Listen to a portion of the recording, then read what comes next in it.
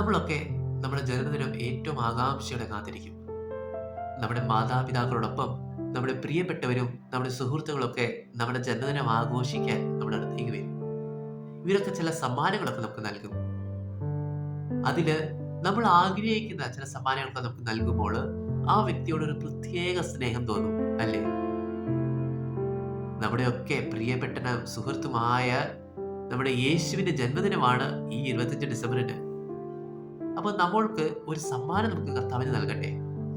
അന്ന് കാര്യതുരത്തില് 3 രാജാക്കന്മാര് പൊന്നും വീരയും മുന്തിരിക്കും ഒക്കെ സമ്മാനിച്ചായിരുന്നു. അപ്പോൾ കർത്താവിന് എന്താണ് ആഗ്രഹം? എന്ത് സമ്മാനം കർത്താവിന് ലഭിക്കുമ്പോഴാണ് കൂടുതൽ ഒരു താല്പര്യം, ഇഷ്ടം തോന്നുക? 1 പത്രോസ് 1:16 പറയുന്നു, ഞാൻ പരിശുദ്ധനാകുന്ന പോലെ നിങ്ങൾ പരിശുദ്ധരായിരിക്കുവിൻ. കർത്താവ് ആഗ്രഹിക്കാണ് നമ്മളൊക്കെ വിശുദ്ധിയിൽ ജീവിക്കാൻ. ഹെബ്രായർ 12:14 പറയുന്നു, വിശുദ്ധി കൂടാതെ ആർക്കും കർത്താവിനെ ദർശിക്കാൻ സാധിക്കുകയില്ല. അപ്പോൾ നമ്മൾ ഈ 25 ഡിസംബറിന് നമ്മുടെ ഉണ്ണീശോയുടെ പെരുന്നാളിന് നമ്മൾ നമ്മുടെ വിശുദ്ധ ജീവിതം നമുക്ക് സമ്മാനിക്കാം. ജയ യേശു.